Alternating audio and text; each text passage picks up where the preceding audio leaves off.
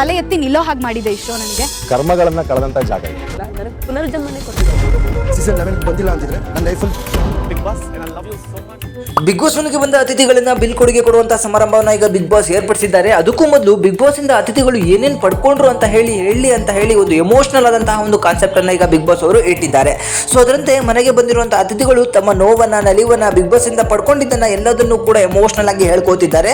So ಮನೆಗೆ ಬಂದಂತಹ ಅತಿಥಿಗಳು ತಾವು ಅತಿಥಿಗಳು ಅಂತ ಹೇಳಿ ಮರೆತು ಆಡಿದ್ರು ಅಂತಾನು ಕೂಡ ತುಂಬಾ ಜನ ವ್ಯಕ್ತಪಡಿಸಿದ್ರು. ಹಾಗೆ ಗಿಲ್ಲಿಯನ್ನ ಸಿಕ್ಕಾಪಟ್ಟೆ ಟಾರ್ಗೆಟ್ ಮಾಡಿದ್ರು ಅಂತಾನು ಹೇಳಿದ್ರು. ಮನೆಗೆ ಬಂದ ಅತಿಥಿಗಳು ಈ ರೀತಿ ನಡ್ಕೋಬಾರ್ದು ಅಂತಾನು ಹೇಳಿದ್ರು. ಸೊ ಅದೇನೇ ಆಗಿರ್ಲಿ ಪಾರ್ಟ್ ಆಫ್ ಗೇಮ್ ಅಂತ ಹೇಳಿ ತಗೊಳ್ಬೇಕಾಗತ್ತೆ. ಸೊ ಇವತ್ತು ಅತಿಥಿಗಳು ಮನೆಯನ್ನ ಬಿಟ್ಟು ಹೋಗುವಂತಹ ಸಂದರ್ಭ ಬಂದಿದೆ. ಯಾಕಂದ್ರೆ ನಾಳೆ ವೀಕೆಂಡ್ ಆಗಿರೋದ್ರಿಂದ ಇವತ್ತು ಆ ಎಲ್ಲ ಆಟಗಳು ಮುಗಿಸ್ಕೊಂಡು ಅವರು ಮನೆಗೆ ಹೋಗಬೇಕು. ಅದಕ್ಕೂ ಮೊದಲು ಬಿಗ್ ಬಾಸ್ ಹನ್ನೊಂದಕ್ಕೆ ಬಂದಂತಹ ಅಭ್ಯರ್ಥಿಗಳು ಏನೇನನ್ನ ಪಡ್ಕೊಂಡ್ರು ಅಂತ ಹೇಳಿದಾಗ ಎಲ್ಲರ ಕಣ್ಣಲ್ಲೂ ಕೂಡ ನೀರು ಬಂತು. ಬಿಗ್ ಬಾಸ್ ನಮ್ಗೆಲ್ರಿಗೂ ಕೂಡ ಮರು ಜನ್ಮ ಕೊಟ್ಟಿದೆ ಅಂತ ಕೆಲವರು ಹೇಳಿದ್ರೆ, ಕೆಲವರು ಕಾರ್ ಎತ್ಕೊಂಡು ಹೋಗ್ಲಿ ಅಥವಾ ಎಲ್ಲ ನಡ್ಕೊಂಡು ಹೋಗ್ಲಿ ಒಬ್ಬರನ್ನ ಗುರ್ತಿಟ್ಟು ಮಾತಾಡ್ಸ್ತಾರೆ ಅಂತಾನು ಕೂಡ ಒಬ್ರು ಹೇಳ್ತಾರೆ.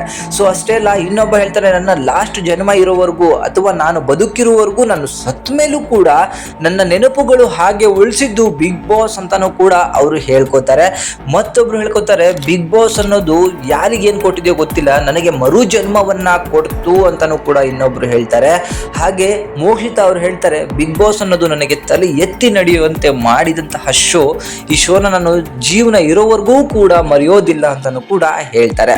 ಸೊ ಏನೇ ಆಗಲಿ ಬಿಗ್ ಬಾಸ್ ಅಂತ ಬಂದಾಗ ಅಲ್ಲಿ ಹಲವಾರು ರೂಲ್ಸ್ಗಳಿರುತ್ತೆ, ರೆಗ್ಯುಲೇಷನ್ಗಳಿರುತ್ತೆ. ಅದರ ಮಧ್ಯದಲ್ಲೂ ಕೂಡ ಮಾನವೀಯತೆ ಇಟ್ಕೊಂಡು ಆಡೋದು ವ್ಯಕ್ತಿತ್ವದ ಆಟ ಆಗಿರುತ್ತೆ. ಸೊ ಅದರಂತೆ ಮನೆಗೆ ಬಂದು ಏನೇನು ಮಾಡಿದ್ರು ಏನೇನು ಬಿಟ್ಟರು ಅದೆಲ್ಲ ಒಂದು ಆಟ ಅಂತ ತಗೊಳ್ಳೋಣ. ಸೊ ಕೊನೆಯಲ್ಲಿ ಹೋದಾಗ ಎಲ್ಲರೂ ಒಂದಾಗಿ ಹೋಗಿರ್ತಾರೆ, ಗಿಲ್ಲಿಗೆ ಕಿವಿ ಮಾತು ಹೇಳೋಗಿರ್ತಾರೆ.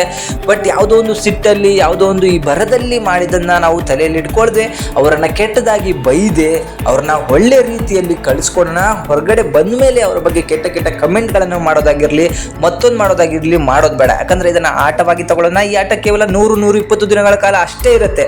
ಅವರ ವ್ಯಕ್ತಿತ್ವವನ್ನು ತೋರಿಸಿ ಹೊರಗಡೆ ಹೋದ್ಮೇಲೆ ನೀವು ಇವತ್ತಿನ ಎಪಿಸೋಡ್ ನೋಡಿ ಬೇಕಾದ್ರೆ ಗಿಲ್ಲಿಗೆ ತುಂಬ ಚೆನ್ನಾಗಿ ಮಾತಾಡಿಸಿ ಹೋಗಿರ್ತಾರೆ.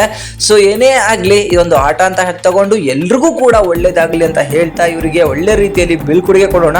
ಯಾಕಂದರೆ ಸೀಸನ್ 11ರಲ್ಲಿ ಇವ್ರು ಕೊಟ್ಟಂಥ ಎಂಟರ್ಟೈನ್ಮೆಂಟನ್ನು ನಾವು ಮರಿಬಾರ್ದು ಅಂತ ಹೇಳ್ತಾ ಈ ವಿಡಿಯೋಗೆ ನಿಮಗೆ ಏನನ್ನಿಸ್ತು ದಯವಿಟ್ಟು ಕಮೆಂಟ್ ಮುಖಾಂತರ ತಿಳಿಸಿ. ಹಾಗೆ ಮನೆಗೆ ಬಂದ ಎಲ್ಲ ಒಂದು ಗೆಸ್ಟ್ಗಳಿಗೂ ಕೂಡ ಆಲ್ ದ ಬೆಸ್ಟ್ ಅಂತ ಹೇಳ್ತಾ ಅವರಿಗೆ ಬೀಳ್ಕೊಡುಗೆ ಕೊಟ್ಟು ಕಳಿಸ್ತಾ ಗಿಲ್ಲಿಯ ಎಂಟರ್ಟೈನ್ಮೆಂಟನ್ನು ಮರಿಬೇಡಿ. ಹಾಗೆ ಧನುಷ್ಗೆ ಕ್ಯಾಪ್ಟನ್ಶಿಪ್ ಸಿಕ್ಕಿದ್ದು ಎಷ್ಟರ ಮಟ್ಟಿಗೆ ಸರಿ ಗೊತ್ತಿಲ್ಲ. ಯಾಕಂದರೆ ಆಟ ಸ್ಟಾರ್ಟ್ ಆಗೋಕ್ಕೂ ಮೊದಲೇ ಅಭಿ ಹತ್ರ ಹೋಗಿ ತನ್ನ ಒಂದು ಫಿಕ್ಸಿಂಗನ್ನು ಮಾಡ್ಕೊಂಡು ಬಂದಿದ್ದನ್ನು ನೀವು ನೋಡಿರ್ತೀರ. ಅದರಂತೆ ಅಭಿ ಧನುಗೆ ಜಾಸ್ತಿ ಪಾಯಿಂಟ್ಗಳನ್ನು ಕೊಟ್ಟು ಅವನ ಕ್ಯಾಪ್ಟನ್ಶಿಪ್ಗೆ ಆಯ್ಕೆ ಮಾಡಿದ್ದಾನೆ.